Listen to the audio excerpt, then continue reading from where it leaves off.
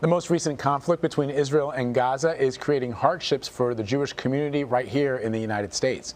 According to new data from the Anti-Defamation League, 60% of Jewish Americans reported having personally witnessed anti-Semitism in the past month. The poll also found 40% of American Jews are more concerned about their personal safety than before. For more on this, we want to bring in the Anti-Defamation League's CEO, Jonathan Greenblatt. Jonathan, always great to see you, my friend. Although we are always talking under these very difficult circumstances. Let's talk about this survey, which was a follow-up to an earlier survey by the ADL. Explain to us what you've seen with regards to the increase in anti-Semitic incidents and what Jewish Americans have experienced since the most recent conflict between Israel and Gaza. And thank you for asking, and I'm really excited about the opportunity to explore this issue on your program, because it is a deep and real concern. Now, the ADL is the oldest anti-hate organization in the world. We've been tracking anti-Semitic incidents for decades and decades, but we've never quite seen a moment like this. Keep in mind that as I talk about this data, it's happening against a backdrop of elevated number of hate crimes. Anti-Semitic incidences in the past 5 years have almost doubled to where they were back in 2015 in the first half of the decade. And that, I think, was in large part due to the rise of the extreme right and the emboldenment of extremists during the Trump years. And yet what we saw during the conflict in Gaza was incredibly terrifying for Jews across America. We saw an explosion of anti-Semitic incidents, literally coast to coast. And I'm talking about acts of sort of brazen brutality, with people attacked in the streets for the crime of wearing a kippah, right? Identifiable as Jewish made you a target for extremists. And oftentimes these attacks, and to put it in some context, we saw a 115% increase in incidents year over year in the month of May. More than 305, I think it was 305 acts, hate crime acts in the month of May 2021. That's again more than double what we saw last year. And none of the assailants attacking Jewish people in Los Angeles, in New York City, in Miami, in Chicago, again, state after state, they weren't wearing MAGA hats. These are people typically coming from anti-Israel demonstrations. And I think what this underscores is that inflammatory rhetoric can create real-world consequences. And again, whether it might be President Trump or whether it might be a congresswoman in the House of Representatives, when you make kind of baseless allegations like Israel is committing systematic genocide or the Jewish state is trying to murder children, that then creates implications for all Jewish people. And literally, we've seen this play out in the streets and online. The amount of anti-Semitism on TikTok and Twitter, on Facebook and Instagram is astonishing. We saw 17,000 hashtags that said Hitler was right in the last month alone. We saw hashtags like COVID-1948, as if the Jewish state was some virus to be exterminated. So what I think we need to really focus on here today is that American Jews, as our survey indicates, are afraid. As you noted in the intro, 60% say they witnessed an anti-Semitic incident or heard anti-Semitic comments in the last month. I want to make this clear. When we last ran this survey, people said, yeah, they saw something anti-Semitic over a 5-year period. Now they're saying they saw it over just the past 5 weeks alone. And I will say clearly, it is fine to have strong feelings about the Middle East. But strong feelings about the Middle East is not an excuse to attack Jewish people because of how they pray. Period, end of story. And as we've stood strong for the Asian American community, it is not okay to have strong feelings about China and use it as an excuse to assault elderly Asian Americans. And so again, strong feelings about the Middle East is no excuse to assault American Jews, where they worship, where they socialize, where they eat. It's really unconscionable. You know, you've pointed out before that during times of unrest between Israel and in the Gaza Strip area, there often you see a spike, right, when it comes to anti-Semitic behavior. I'm wondering how this most recent unrest compares to past years, considering that there was already an elevated level of anti-Semitic behavior. And as you point out, you know, you can't just blame kind of one group. It's coming from different groups. So it's already elevated, and then you have this unrest. Yeah, it's the right question to ask. Again, in an environment where anti-Semitism has, I think, already expanded and been amplified. And again, oftentimes and I've been very bold about this, calling out the extreme right and the normalization of a kind of inflammatory rhetoric from people on the extreme right, like a Marjorie Taylor Greene, that give license to people, as we saw on January the 6th with their Camp Auschwitz sweatshirts, right? They feel emboldened in an environment where leaders give them free license.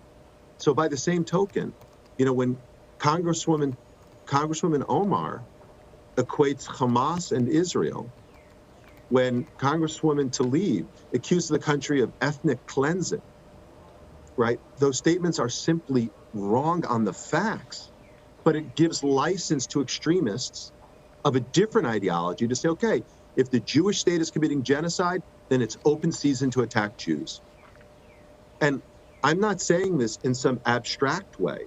That's literally what happened. Again, in cities across the country, in towns all over America, let alone what we saw happening online.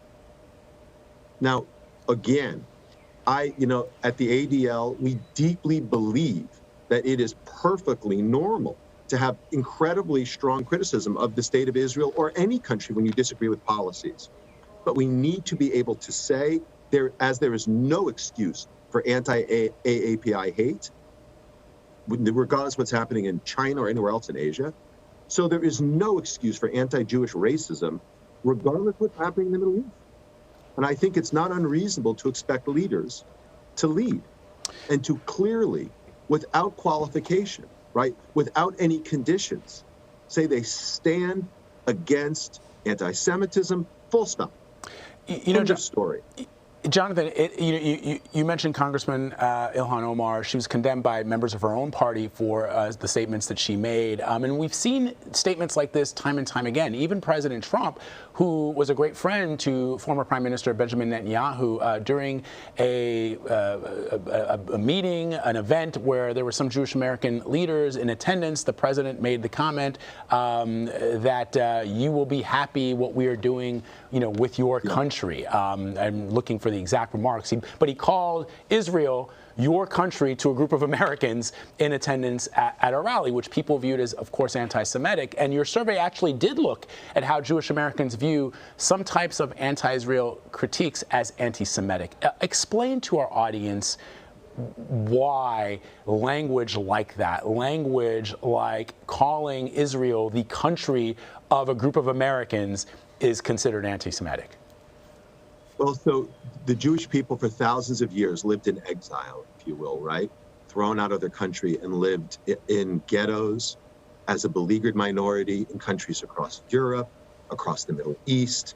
I mean, this might not be in recent memory for many of us, but the reality is they lived on the margins of society, typically impoverished and disempowered, facing what we would describe in today's vernacular as systemic discrimination or structural racism. And so one of the accusations made against the Jewish minority in these different countries was they had dual loyalty. They were never really loyal to the country where they lived. They were really loyal to some foreign power.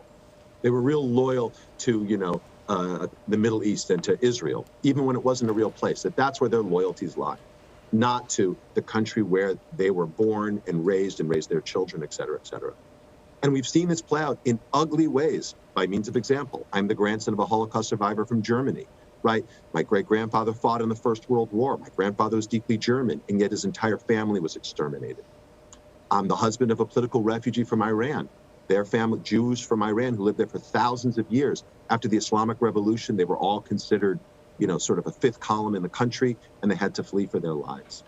So the trope of dual loyalty has persisted across cultures and countries, and it's been used as a justification to persecute and torment Jews. And so when Donald Trump said something like that, and he made that comment, I quickly condemned him. But I do that not because I come from the left.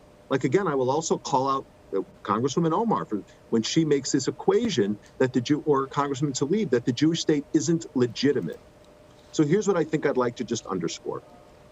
The claim has followed Jews for centuries, that Jews are not loyal to the place where they live, that they are illegitimate, that they need to leave, that they are occupiers. That was a claim that followed the Jewish people for hundreds of years. Now they say it is the Jewish state that is illegitimate, that the Jewish state doesn't belong, that the Jewish state is occupying. And I think, again, for a Jewish person with a long-term memory, we see these echoes. And whether they come from the left or the right, they are equally dangerous. And I think we have to have sort of the intellectual honesty to call this what it is. That doesn't exempt the state of Israel from being criticized in fact-based ways like you criticize any other country. But when you demonize it, when you delegitimize it, when you say it doesn't belong, that creates implications not just for the Jewish state, but for Jewish people anywhere. And we're dealing with those consequences literally today. And when you look at this polling, it reflects that the vast majority of American Jews are afraid for the first time in this country because of what's been playing out from both sides. And I think that should concern all of us, because anti-Semitism isn't just a concern for the Jewish community, it's a concern for America. How we treat our marginalized groups of people, how we handle our minorities, like that says something not just about that specific group, but about all of us. And are we the country, the inclusive, diverse, robust, pluralistic country that I think we envision ourselves to be? Jonathan Greenblatt, it's a very good reminder.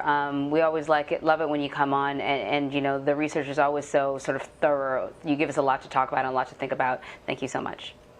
Thank you so much. I appreciate it.